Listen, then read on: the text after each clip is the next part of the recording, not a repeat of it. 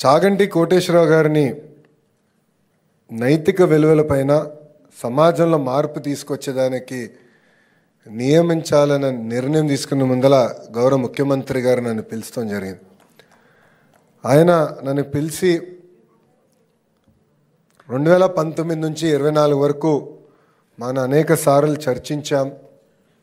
సమాజంలో నైతిక విలువలు తీసుకురావాల్సిన బాధ్యత ఉందని మనందరం 1-10 సార్లు మాట్లాడుకున్నాం. ఏం చేస్తే బాగుంటుందని గౌరవ ముఖ్యమంత్రి గారు నన్ను అడిగారు.